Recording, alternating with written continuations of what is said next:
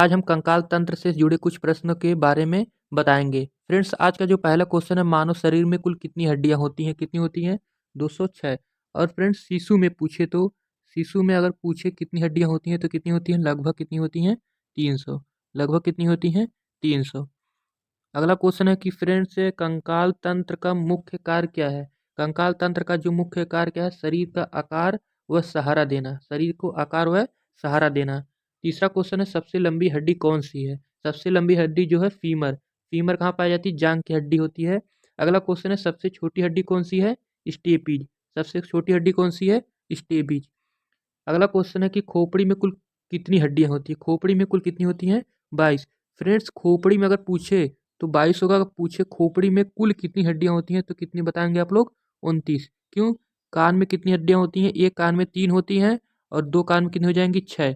6 और जोड़ देंगे, 22 6 प्लस एक हाइयोड, कितना हो जाएगा? टोटल 29। टोटल फ्रेंड्स 29 होती हैं, लेकिन अगर खोपड़ी में सिर्फ पूछे तो 22 होंगी।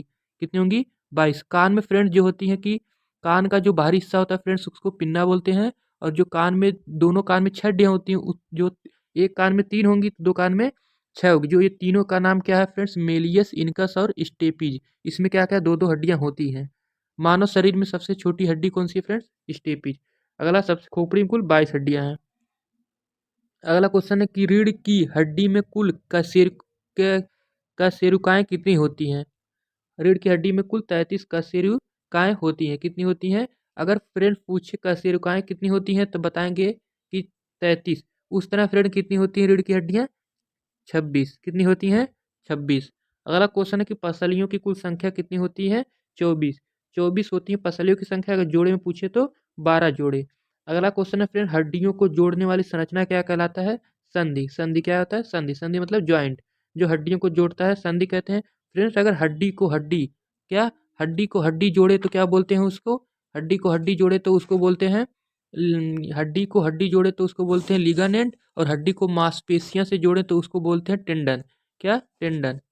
अगला क्वेश्चन है कि कौन सा संधि सबसे अधिक गति करता है? बाल एवं साकेट संधि। बाल एवं साकेट संधि सबसे अधिक गति करता है। कोहनी में कौन सी संधि होती है? मतलब ज्वाइंट कौन सी होती है? Hinge joint. अगला क्वेश्चन है, कंधे में कौन सी होती है? बाल एवं सॉकेट ज्वाइंट। बाल एवं सॉकेट ज्वाइंट। फ्रेंड्स, ऐसे कुछ बना होता है ऐसे कंधे में। अगला क्वेश्चन, रक्त का निर्माण कहाँ होता है? Bone marrow. कितना? अस्थि मज्जा यानी बोन मैरो में होता है रक्त का निर्माण। अगला क्वेश्चन है, लाल अस्थि मज्जा का कार्य क्या है? रक्त रक्त कोशिकाओं का निर्माण। रक्त कोशिकाओं का निर्माण लाल अस्थि मज्जा का कार्य है। और सफेद अस्थि मज्जा का कार्य क्या है? वसा संग्रह। जो सफेद है तो वह वसा का संग्रह करेगा और जो लाल है रक्त का।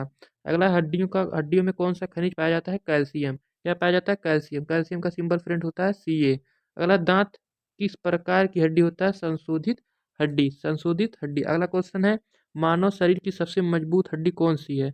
मानव शरीर की सबसे मजबूत हड्डी है फीमर, जो सबसे लंबी हड्डी है। अगला क्वेश्चन है, पसलियां किस अंग को सुरक्षा करती है? हृदय और फेफड़ों को। हृदय और फेफड़ों को क्या करती हैं? सुरक्षा करती हैं। अगला क्वेश्चन है कि फ्रेंड्स, नवजात शिशु में कुल कितनी हड्डियां होती हैं? नवजात शिशु में कुल 300 हड्डियां होती हैं और वयस्क में 206।